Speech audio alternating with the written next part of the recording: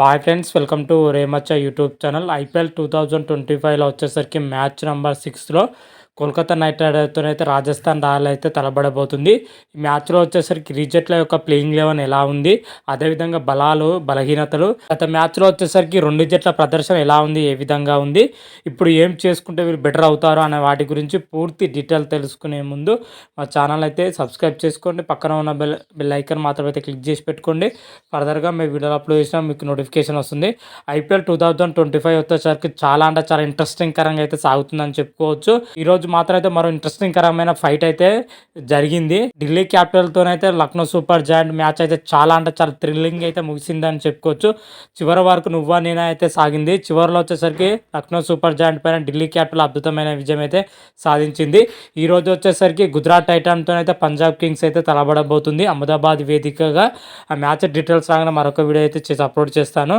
అయితే ఐపీఎల్ 2025లో వచ్చేసరికి మ్యాచ్ నెంబర్ 6లో రాజస్థాన్ రాయల్తోనైతే కోల్కతా నైట్ రైడర్ అయితే ఢీ కొట్టబోతుంది. ఈ మ్యాచ్ వచ్చేసరికి గవాతిలోని బాస్పారా క్రికెట్ స్టేడియంలో ఈ మ్యాచ్ అయితే జరగబోతున్నాయి. మ్యాచ్ మాత్రం అయితే ఇరు జట్లకైతే చాలా అంటే చాలా కీలకమని కూడా చెప్పుకోవచ్చు. ఎందుకంటే ఇరు జట్లు వచ్చేసరికి తొలి మ్యాచ్లో అయితే ఓడిపోవడం జరిగినాయి.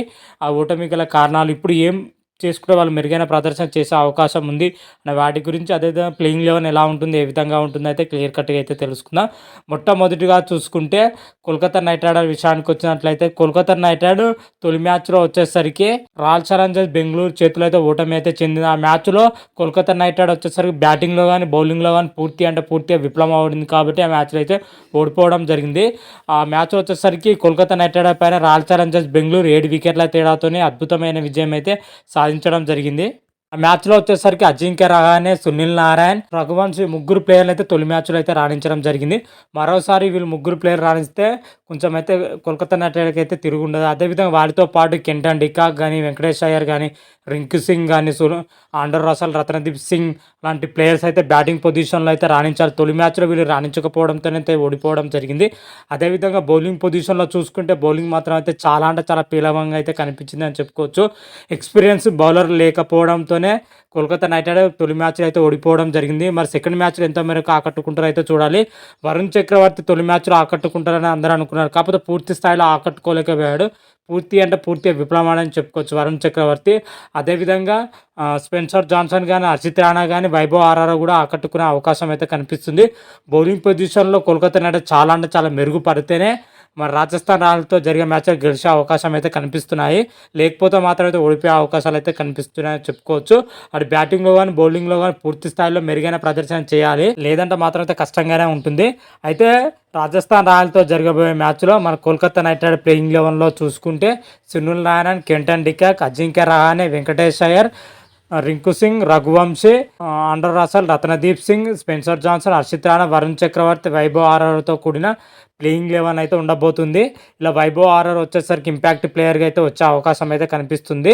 ఓవరాల్గా చూసుకుంటే ప్లేయింగ్ 11లో గత మ్యాచ్లో ఏ విధంగా ఉందో సేమ్ అదే ప్లేయింగ్ 11తో అయితే కోల్కతా నైట్ రైడర్ అయితే బరిలో దిగుతుంది.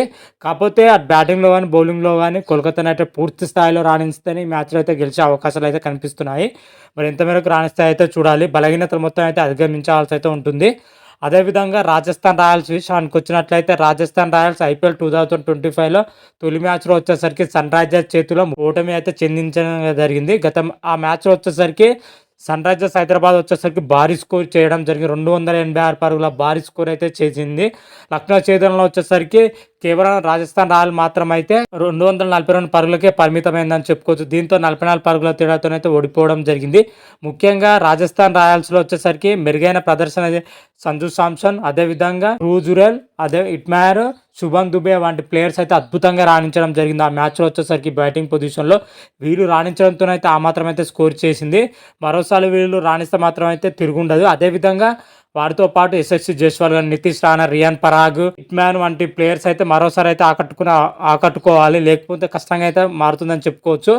లేకపోతే మాత్రం అయితే ఓడిపోయే అవకాశాలు అయితే కనిపిస్తున్నాయి. అదేవిధంగా బౌలింగ్ పొజిషన్లో చూసుకుంటే జోఫ్రా ఆర్చర్ కానీ, మహేష్ తీక్షణ, తుషార తేజ్పాండే, సందీప్ శర్మ వంటి ప్లేయర్స్ అయితే ఆకట్టుకోవాలి.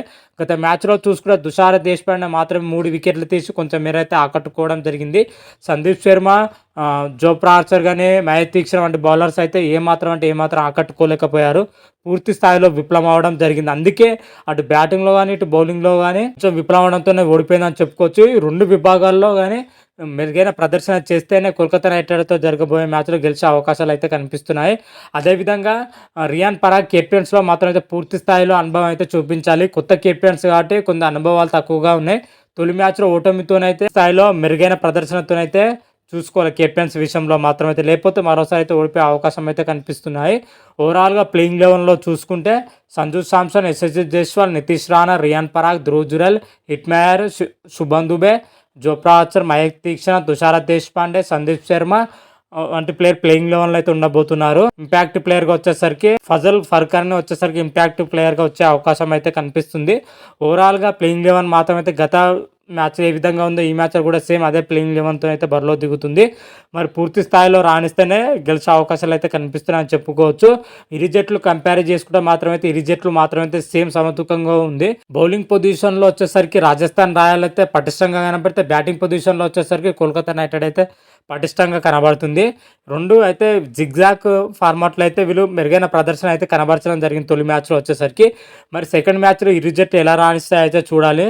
మైనస్లో అధిగమిస్తేనే గెలిచే అవకాశాలు అయితే కనిపిస్తున్నాయి. ఈ మ్యాచ్ వచ్చేసరికి గవాతిలోని బాస్పరా క్రికెట్ స్టేడియంలో అయితే ఈ మ్యాచ్ అయితే జరగనుంది. బాస్పరా పిచ్ వచ్చేసరికి పూర్తిగా బ్యాటర్లకి అయితే చాలా అనుకూలంగా అయితే ఉండబోతున్నట్లయితే పిచ్ రిపోర్ట్లు అయితే చెప్తున్నాయి. అదేవిధంగా పేస్ బౌలింగ్ కూడా సహకరిస్తుందని అయితే పిచ్ రిపోర్ట్లు అయితే చెప్తున్నాయి. అయితే పిచ్ పైన వచ్చేసరికి టాస్ గెలిచిన టీం మొదటగా అయితే బ్యాటింగ్ ఎంచుకునే అవకాశం అయితే కనిపిస్తుంది. సెకండ్ ఇన్నింగ్స్లో బ్యాటింగ్ చేయడం అంటే చాలా కష్టంగా ఉన్నదైతే పిచ్ రిపోర్ట్లు అయితే చెప్తున్నాయి.